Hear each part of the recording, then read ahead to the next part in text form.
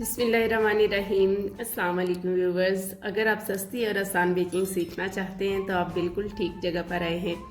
आज हम बनाने वाले हैं 2 पाउंड वनीला केक और इसकी एग्जैक्ट मेजरमेंट के साथ हमने इसको बनाना है। इसके अलावा आज हम इस वीडियो में डिस्कस करेंगे कि मैंने बेकिंग को बिजनेस में किस तरीके से कन्वर्ट किया है। इसके अलावा हम ये भी डिस्कस करेंगे कि छोटे शहर में काम करना हो तो किस अंदाज में करेंगे, और अगर बड़े शहर में आप इस काम को चलाना चाहते हैं तो फिर आपको क्या करना होगा।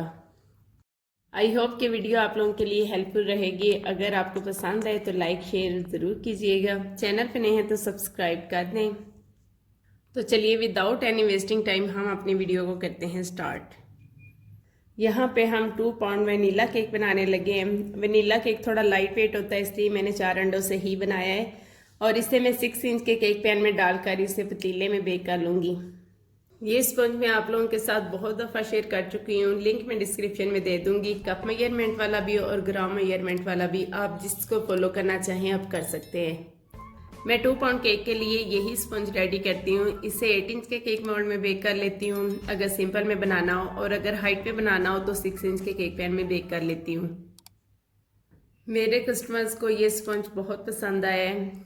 अब तक किसी ने भी ये नहीं कहा कि केक उन्हें पसंद नहीं आया, अल्हम्दुलिल्लाह। इसलिए मैंने जो क्वालिटी पहले दिन मुतारिफ करवाई थी उसी को लेके चल रही हूँ, और इंशाल्लाह आगे लाइफ टाइम इसी तरह ही मैं इसी रेसिपी को लेके चलूँगी। इस स्पंज को हम 3 लेयर्स में कट कर लेंगे और सिंपल वनीला केक हमने बनाना है, इसलिए मैं शुगर सिरप को यूज़ करते हुए इसे रेडी करूँगी। वनीला केक को अगर मैं शुगर सिरप से रेडी करती हूँ तो मुझे लगता है वो ज़्यादा मज़ेदार बनता है, और चॉकलेट केक जो है वो मिल्क से वेट किया जाए तो ज़्यादा मज़े का बनता है। मुझे बहुत खुशी हुई आप सबके कमेंट पढ़ के कि मैंने जब आपको बताया कि मैंने बेकिंग कैसे सीखी, और मैंने आपसे ये भी कहा था कि अगर आप बोर हुए हैं तो मैं आप लोगों के साथ नेक्स्ट जर्नी शेयर नहीं करूँगी, लेकिन मुझे किसी ने ऐसा कमेंट नहीं किया कि वो बोर हुए। सबको बहुत पसंद आई है मेरी जर्नी, और अब हम उस जर्नी का नेक्स्ट पार्ट डिस्कस करेंगे कि मैंने इसको बिज़नेस में कैसे कन्वर्ट किया। 1 साल तक तकरीबन मैं केक घर में ही बनाती रही हूँ। इसके बाद फिर मुझे लगा कि मैं अच्छा केक बना सकती हूँ, तो फिर मैंने सोचा क्यों ना मैं इसे बिज़नेस में कन्वर्ट करूँ। मैं अगर ऑर्डर वर्क घर में स्टार्ट कर लूँ, बच्चों के साथ जॉब करना बहुत मुश्किल है, तो फिर मैंने अपनी फैमिली से ही स्टार्ट लिया। मेरी बहनें माशाल्लाह से बहुत हेल्पफुल हैं, उन्होंने मेरे साथ बहुत हेल्प की है। इसके अलावा मैंने भाई से भी कहा हुआ था, तो मेरे भाई के एक फ्रेंड ने मुझे फ़र्स्ट ऑर्डर किया था, मुझे आज भी वो याद है। लेकिन फ़र्स्ट ऑर्डर जो था वो बहुत मुश्किल था मेरे लिए कि घर में एक रिलैक्स माइंड के साथ चीज़ बनानी, सही बनी या नहीं सही बनी तो घर में ही खानी है। लेकिन ये था कि किसी के लिए बना रही हूँ और अच्छा होना चाहिए, उन्हें पसंद आना चाहिए। शायद मैं नर्वस हो गई थी तो थोड़ा सा केक उन तक पहुँचते हुए ना इम्बैलेंस हो गया था। ऊपर वाली लेयर थोड़ी सी साइड पे हो गई थी नीचे वाली लेयर की निस्बत। उन्होंने पिक्चर उतार के मुझे भेजी तो मुझे लगा कि नहीं ये मुझसे नहीं होगा, लेकिन फिर मैंने हिम्मत नहीं हारी। लेकिन उन्होंने कहा था टेस्ट बहुत मज़े का है, बेकरी से बिल्कुल हट के है। इसके अलावा बच्चों का स्कूल मेरे घर के पास ही है, तो मैं जब बच्चों को लेने गई तो मैंने टीचर से कहा कि अगर कोई केक बनवाना चाहे तो मैं घर में केक बना के देती हूँ। एक तो केक स्कूल में मैं एज अ गिफ्ट ही लेके गई, मैंने अपनी क्वालिटी उन्हें वैसे ही मुतारिफ करवाई। उसके बाद फिर मैंने जब उन्हें बताया कि मेरी प्राइस थोड़ी सी ज़्यादा है बेकरी की निस्बत, मेरी चीज़ें ब्रांडेड हैं, क्वालिटी अच्छी है, तो इसलिए मुझे थोड़ा सा आपको महंगा केक मिलेगा। उन्होंने जब मेरी क्वालिटी टेस्ट की हुई थी तो उन्होंने मुझसे 1 पाउंड 2 पाउंड केक बनवाना शुरू कर दिया।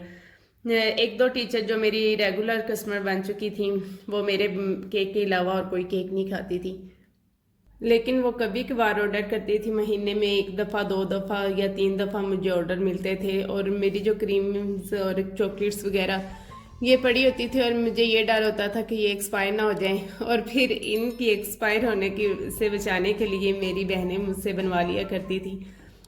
लेकिन यहाँ यही मसला था कि रेट को देख के लोग पीछे हट जाते थे। मुझे अक्सर कस्टमर पूछा करते थे, रेट वगैरह पूछ के फिर वो चुपका जाया करते थे, मुझे ऑर्डर नहीं किया करते थे। पहले तो मुझे लगा कि चुनिया में कोई भी केक नहीं बनवाएगा इस तरीके से, सबको महंगा लगता है। फिर 2-4 कस्टमर ऐसे थे जिनका मैंने केक बनाया तो उन्हें बहुत पसंद आया, तो वो चूनिया का केक वैसे ही नहीं खाते थे। उन्होंने जब केक खाना होता था वो लाहौर से ऑर्डर करके बनवाया करते थे। तो फिर उन्होंने लाहौर की निस्बत अपने ही सिटी से बनवाना शुरू कर दिया। तो उनके थ्रू अल्हम्दुलिल्लाह ऐसे बहुत से कस्टमर मेरे बन गए हैं जो कि चुनिया का केक नहीं खाते थे और वो मेरा केक खाने लग गए और मुझसे बनवाने लग गए।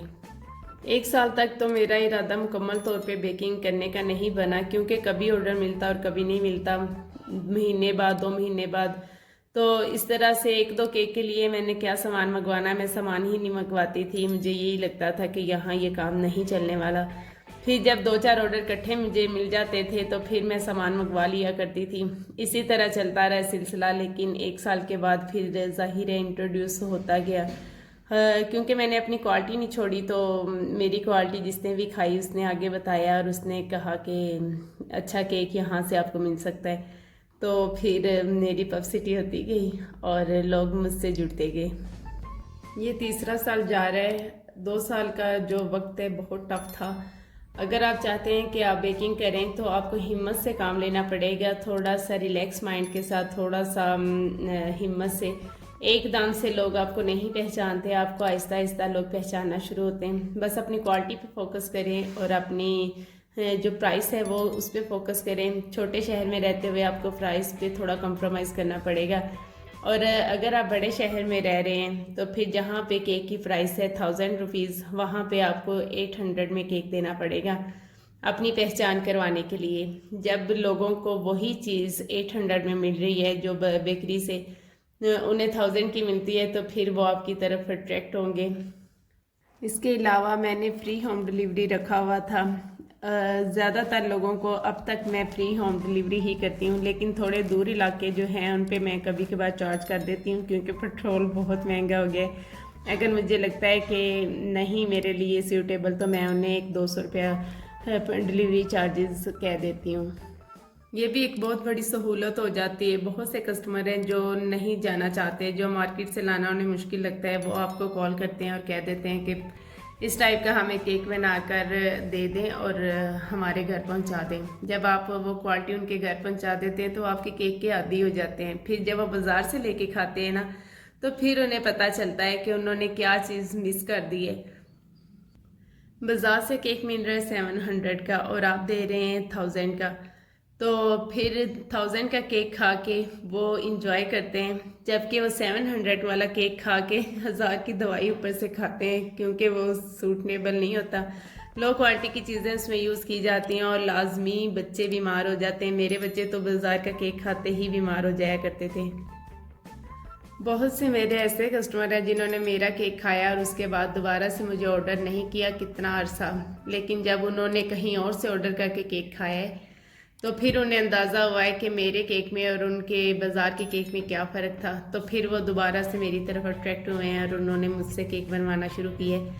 इसी तरह पहचान होते होते काफ़ी टाइम लग जाता है। और अगर आप हमेशा वाला काम करना चाहते हैं ना, तो फिर आपने पहले दिन जो क्वालिटी बताई है उसी क्वालिटी को लेके चले। ये ना सोचें कि अगर हम फलां क्रीम वो भी अच्छी है, टेस्ट अच्छा है, थोड़ी रीज़नेबल है, तो हम वो ले लेते हैं, वो इस्तेमाल कर लेते हैं, क्या फ़र्क पड़ेगा।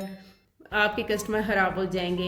ऐसा नहीं है कि वो जिस चीज़ को वो पसंद करके आपकी तरफ आए हैं, अगर आप उसको ख़त्म कर देंगे या चेंज कर लेंगे तो वो लोग पीछे हट जाएंगे। मुझे भी बहुत सौ ने कहा है कि फ़लाँ क्रीम भी बहुत अच्छी है, वो सस्ती मिल जाती है, आप वो यूज़ करें। लेकिन हरगिज़ इस मामले में मैं कंप्रोमाइज़ नहीं करूँगी इंशाल्लाह। जब काम चल जाता है, लोग आपसे इंट्रोड्यूस हो जाते हैं, तो इंसान में लालच भी आ सकता है, क्योंकि हम इंसान हैं। लालच तो आ ही जाता है, लेकिन इस चीज़ को साइड पे रखना है, इस चीज़ को अपने कारोबार में नहीं लेके आना। और दूसरी बात ये है कि आप लोगों ने अपने वेट पे कंप्रोमाइज़ नहीं करना। वेट पूरा होना चाहिए, वेट कम नहीं होना चाहिए। क्योंकि आप लोगों ने देखा होगा, सुना होगा, पढ़ा होगा कि अब तक जितनी कौमों पे भी अजाब आया है वो नमाजें, कुरान, हज और रोज़े वगैरह छोड़ने की वजह से नहीं आया। हेरा फेरी, झूठ और नाप तोल में कमी करने की वजह से आया है। तो इसलिए हमें वेट पूरा रखना है। वेट ज़्यादा तो हो सकता है, लेकिन वेट कम नहीं होना चाहिए।